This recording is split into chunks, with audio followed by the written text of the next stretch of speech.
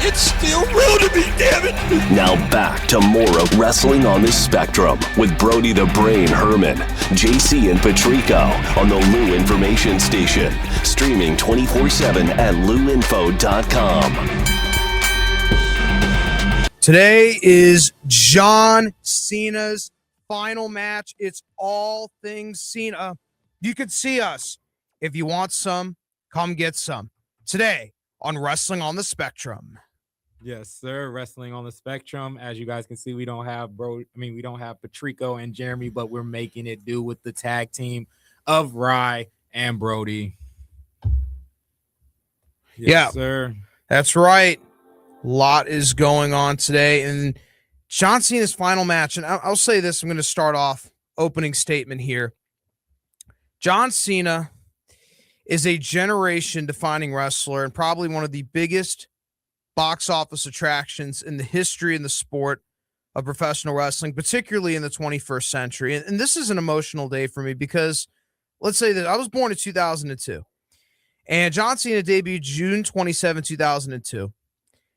And Cena, this is like the start of the end of my childhood. You know, we graduated from college this year. Facts. And, you know, we grew up watching John Cena our whole lives. And we've been through this in recent years where Tom Brady retired in football, Albert Pujols retired in baseball, Miguel Cabrera retired in baseball. And you get all the older guys. I grew up watching Hulk Hogan. I grew up watching Ric Flair. I grew up watching Steve Austin. Well, guess what? I grew up watching John Cena. And that's ending tonight. Or at least we believe it's going to end tonight. Who knows? Yeah, you know. But it's going to end tonight. You never know with wrestling. But the thing is, John Cena did go on Pat McAfee's show and say, this isn't going to be like any other wrestling retirement. He said this is it. He wants to go on to other ventures. That could be acting. That could be business. He's not even thinking about the money. He's thinking about just becoming the best person he can be. And we just have to respect that and just know that right now this is it. And me being born in 2003, he's been in my wrestling like fandom all my life as well. So it's just crazy that John Cena is actually quote unquote retiring. Yeah, it's I hate using the word surreal, but you knew this day would come. You just didn't know when it was going to come. You always knew it was going to come, but you didn't know when the day was going to come. But this whole retirement tour, it's been a lot this year. I can't lie. The retirement tour has been, you know, a very hectic and a lot of dream matches. He's faced Randy Orton, CM Punk, familiar rivals. He's gone up against new opponents. This is the first time John Cena has ever wrestled Gunther, by the way. So I think it's interesting because you grow up reminiscing about John Cena. I think his biggest rival ever in history is Randy Orton. I think CM Punk is number 2 on the list. He's had several other big opponents, Batista, Brock Lesnar, Edge. And I'll say this because this is Cena's origin a little bit for those who don't know. John, originally from Massachusetts, he played college football at Springfield College, Division III. And John ended up going to California and pursuing some type of career. He worked in a Gold's Gym. He was really coming through the pike. And John ended up going to Universal Pro Wrestling, ran by a slug of a human being named Rick Bassman. And of course, when Bruce Pritchard came down there and discovered John Cena, and he ended up, the best thing that ever happened to him is when Bruce Pritchard and Jim Ross brought him into WWE, and he ended up going to OVW in Louisville, Kentucky with Danny Davis, Jim Cornette, and Rip Rogers. And we talked about it last week. He was the prototype. He developed that originally, Rick Bassman's Universal Pro Wrestling, and he ends up really going to OVW, and he ends up being a prodigy there. Jim Cornette compared him to the next Ric Flair. He even had a little bit of the blonde hair dye. He was paired with Rico Constantino and Kenny Bolin and Bolin Services, and they pushed him to the moon. There he would face rivals, and those rivalries really developed in Batista and Randy Orton. He had his first match with Orton in OVW. He beat Batista for the OVW World Heavyweight Championship. And Cena was one of those guys that when you win the OVW World Heavyweight Championship, it's like being named the top prospect. It's like we acknowledge that you're one of the top guys in developmental. And from there, John ends up in the WWE as we know him today, though it was a little bit of a tumultuous beginning. He debuted June 27, 2002, just as a guy putting Kurt Angle over, a more established star. So for people who think, well, all stars, they need to come in and win on their first night, that was not the case for John Cena. John Cena put over Kurt Angle, and it was rough for him, but then he started to infuse hip hop and rap into his character, his presentation. You saw this all throughout. Starting, he dressed as Vanilla Ice on a Halloween. Then he started wearing basketball jerseys. Then he really enhanced the Doctor of Thugonomics, the word life, the Tony Yeho dance. That's how he came up with the You Can't See Me. And all of that stuff, his song, his music, it infused. And of course, in 2005, he would win his first WWE World Heavyweight Championship at WrestleMania 21. And from there, John Cena became one of the biggest box office attractions in the history of the sport of professional wrestling, especially in the 21st century. Of course, selling all that merchandise, granting all those wishes for the Make-A-Wish Foundation. He has truly been a stable, a consummate, a staple in wrestling for so long. He's on a Mount Rushmore, maybe for some. He's not on mine, but he's on Mount Rushmore for a lot of fans. I wore a John Cena wrestling t-shirt at my first wrestling event I ever attended live. That's how much John Cena is meant to the sport of wrestling. He is meant for a generation. He is a generation-defining wrestler. He is the catalyst of his generation. I understand there are others, Brock Lesnar, Randy Orton, Batista, all those guys that kind of came up in OVW. But John Cena defined a generation. Ryan, what are some of your favorite John Cena moments, or that really defined it? Because he defined your generation also. Yeah, he defined my generation as well. I didn't remember the ruthless aggression, but I know that was not it, and it kind of flopped. And I just remember him coming out with the jerseys and stuff when I was younger, and I was like, oh yeah, this guy's cool.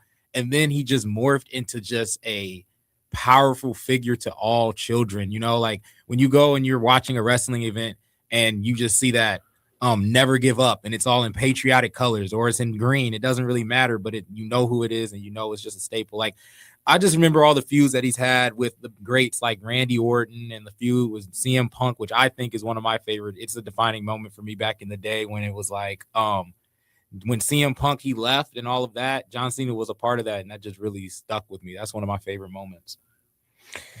Yeah, it definitely is. I think Cena's final run, he's faced a lot of those familiar opponents, like I said. And John is very giving. He was a student of the game. When he was in OVW, he trained under Rip Rogers, Jim Cornette, Danny Davis, as he is acknowledged in the past, a wealth of information, really a student of the game. And very rarely do you see this in sports. I mean, yes, LeBron James and Bryce Harper and Peyton Manning and Derrick Henry and Adrian Peterson, guys who were prodigies when they were younger, and then you're seeing them blossom through and they live up to their billing. The reason why John Cena is so beloved is because he was billed as the prototype, billed as being this top guy, and he lived up to his billing and then some. He ended up ascending to the status everybody thought he would get to. Rarely does that happen in sports. And people don't remember because they're younger maybe, or they don't remember in the recent years where he's kind of been in Hollywood and in wrestling. He's been a part-timer, and it's like the career of Albert Pujols. They don't remember the guy that was in the Cardinals. They remember. They're thinking about the guy that's going on right now, and they need to think about the guy from the past. Oh, Ryan. I mean, I know that his in-ring work, he works a little bit of a safer style. His promo ability, God, his promos, especially in his younger career, oh my gosh. I mean, that guy had some of the best promos in wrestling in the century. He's had some of the best matches in the century. He's defined the 21st century. That's how legendary. He is a Hall of Famer in every sense of the word. There is no shortage of this. I mean, I can go on all the WrestleManias he's main evented. He's had 2 WrestleMania main events against The Rock. He's had WrestleMania main events against The Miz. He's main evented WrestleManias against JBL, Shawn Michaels, Triple H, Roman Reigns. He's wrestled Roman Reigns. He's going to wrestle Gunther for the first time. He's wrestled Brock Lesnar. He's wrestled Batista even at WrestleMania. He's wrestled so many guys. He's wrestled everybody. He's wrestled AJ Styles. He's wrestled Seth Rollins. He's wrestled everybody. He's a 5-time United States champion, a 4-time tag team champion. He won the Intercontinental Championship this year. He's a record-breaking 17-time world champion. There's a reason for this. For fans who just don't like him, whatever reason, love him or hate him, he is defined a generation. Whether debating he's the best or not the best, we'll have that debate. You can have that debate all day long. But you cannot deny that John Cena as a generation-defining wrestler and marking the signal of an end of childhood for a lot of us wrestling fans. It's the end of an era, just like when LeBron retires, just like you have to put that in that same perspective. And that's the question I wanted to ask you too about just this past final run, like Brody. Yeah. Do you think like the storyline, do you think WWE and Cena got it right? Because I heard from some more interviews that there was a lot of pivots. There was a lot of different things that was going on because, you know, he was heel at first and he was with The Rock. And it was all of that stuff. And then it pivoted to being more nostalgic. And so how do you feel about it? Well, let me say this. I think John Cena and Gunther is the perfect final match. I think for Gunther, this is important because people are going to, you know, on wrestling, they always talk about dream matches. What if we saw Undertaker and Sting, or what if we saw Hulk Hogan and Steve Austin?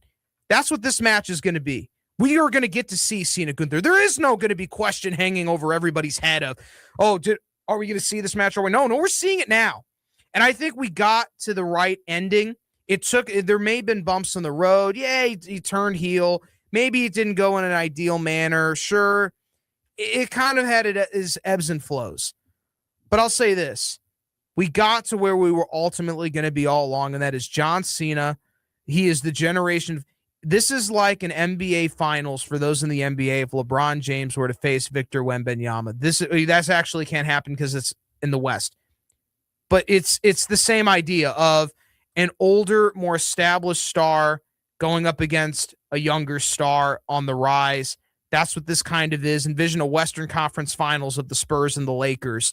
This is what this would be. This is what this is. And we ultimately got to the final conclusion we needed to get to. Yes, this is the passing of a torch, and I wouldn't want it to be passed to anybody else. I know the past few months I've been saying it should be Carmelo Hayes or it should be somebody, but no, you want this match to be with somebody who takes wrestling as sacred as on the mat. You need somebody like the Ring General to take Cena down. And I'm calling it tonight. Cena is going down for sure. Yeah. I think Ryan, you're right. And I think it would end on a sour note if he didn't, because that would not be the consummate professional that John Cena is.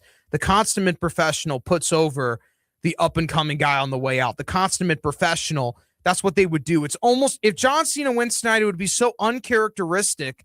I think it would end on a sour note if he won, because then it's always the rhetoric against, he just buries talent with that perennial shovel. No, you got to go out. If you're John, you put over Dom in San Diego, put over Gunther. Imagine this. I know they call Randy Orton the legend killer, and he had that incredible run. Think about this. Gunther's retired 2 wrestlers in the same year. Goldberg and Cena. That's a massive push, and he probably is going to face Brock Lesnar next year and face CM Punk, and I'm looking forward to that. But that's a major push you're giving to a guy. And you're right, Ryan. He takes wrestling as such with he takes it sacred. His intensity, you feel it, and not only in his his voice. He's passionate. He cares, and that's what John. I think that's why John picked Gunther to be his final opponent, because John was such a student of the game. Like, he cares about wrestling, and that's what we miss in wrestling. These guys, and I hate this, I'm not going to name out specific names. They just go on social media and have all of these. They go after veteran wrestlers, and they think what they do is so incredibly awesome. And they, when they're really not that good, and they talk about these guys, they don't need to tell you that they're good. They just are over because they do it in the ring. They let you know on the mic, and they let you know in the ring. They don't tweet about it on social media and send you a highlight of them going through a table or any of that stuff. These guys wrestle. These guys don't do stunts a lot. If they do stunts, they actually mean something. They don't resort to broken glass or barbed wire or blood. You're right. This is what they do. You don't need to resort to those things to be a legendary wrestler. And all these fans, I know they're fans that are into that stuff, and I understand it. But for widespread appeal and for a lot of fans, this match is sentimental. It holds a sentimental value. You look back 20 years, this is a dream match that you actually got to see. Remember when Brock Lesnar faced The Rock at SummerSlam in 2002? We're still looking back on that. Yes, we are. A veteran star, a Hall of Famer, young guy on the rise that's probably going to become a Hall of Famer himself. 2 Hall of Famers clashing, and that's where the final run needed to end, and I'm glad it's ending this way. And that's how it should end. I know there were bumps in the road. He faced a lot of his old foes. He had a lot of great matches. I loved his match with Logan Paul and AJ Styles, and really it's some of his best matches that he's had in a while. And I think John Cena just lays it all on the line tonight. I think we'll see moves from him that we normally don't see. He is going to give you his absolute all. Him and Gunther are going to have an absolute chop fest. It's going to be all out, balls to the freaking wall. Obviously, the YouTube chat is rolling. If you want, text in. You can call in 855-282-8255 if you want to, chat in the YouTube chat. We'll answer all your John Cena questions. If you got Cena questions, I'll answer them for you because that's what we do. So if that's what we're doing here on Wrestling on the Spectrum Day, commemorating John Cena's career, and just really, and of course you want to text us 314-580-3770. Again, that's 314-590-3770 if you want to text in and just are reminiscing over John Cena. That's really what we're doing here today, and he deserves every bit of it because he is a generation-defining wrestler. And for us, he defined all of our, who remembers, I'm just going to go over some Cena members. Fruity Pebbles. Remember John Cena being called a Fruity Pebble? Yes. Hustle, loyalty, and respect. Never give up. Let's go, Cena. Cena, yeah. You know the chant. Sucks. You know the chant. You know the chants. The chants, the promos, everything that John has done in his career. It's all, and obviously we know his military support. Saturday night's main event tonight, Washington, D.C. There's going to be military presence all around the board. His work with tribute to the troops. A lot is going on. A lot is happening here with John, commemorating a legend, and that's the only way to describe Cena, Hall of Famer and legend. And it's all encapsulating tonight. That's what's so great about John. He's such an empowered. He empowers the fans. He's truly the consummate babyface of a generation, the good guy, the superhero. And wrestling will go on because that's what happens in wrestling. Wrestling is going to go on. And we know what's great about wrestling, Ryan. There'll be a new generation defining wrestler. This night is a change in the landscape of wrestling for all brands, all companies. This isn't just a WWE thing. This is a change in the landscape. I don't think we'll ever see we may be, but I don't know if we'll see somebody that impacted it like John Cena. And that's what wrestling is for. We need to find that next person. So I agree with you, Ryan. It is wrestling's goal. And that's how it always works. And somebody always rises to the top because someone always has to sell tickets. Someone always has to sell merchandise. People are always being drawn to the television and someone has to be on the cover of video games. John Cena, that's very hard. To be the flag bearer of WWE, that's not an easy role. I know these guys are athletes. It's very tough of what they do. Wrestlers get a bad rap, but they are athletes. Most of them have athletic backgrounds, and it's not easy to do what they do on national TV every week. It is an athletic contest, and that's how wrestling is. And people can bash it all they want, but these men and women put their lives on the line every week for our entertainment. And what they have to do, if you hit a mat of plywood, that hurts. I'm telling you, it hurts. These people, and they dig, they scratch, they claw. I've been to these shows. They go and perform in front of no people. They dig, they scratch, they claw, and they work to be the next Johnson. This is what they work for. This is what they do. So if you want to sit there and think wrestling isn't a sport or isn't anything like that, I dare you to, I really implore you to look, because that's what wrestling is. It's a sport. It is sports entertainment. Yes, they're there to entertain you and to get emotional reaction out of you. John Cena, the great ones, you know what they have all in common? They instill an emotional reaction, and that's what John Cena is one of the best at. With his words, with his matches, John Cena instills, you know what your job is as a wrestler? To get an emotional reaction. You want either someone to jump over the guardrail to attack you, or you want someone to go up and ask for an autograph or to buy a shirt, whatever role you're playing in wrestling. That's your job. Your job, okay, winning matches and winning a championship is a part of it because you climb up the card, you earn more money, you want to be a main eventer, of course. But your job as a wrestler, if you ask what a job description is, What is a job description to be a professional wrestler? And that is to instill an emotional reaction from the crowd on TV or in the arena. That is your job. And John Cena did his job and is one of the best at doing his job for a generation. And that's why a lot of wrestlers translating over to Hollywood, because that's what you have to do at times as an actor as well, instilling that emotional reaction.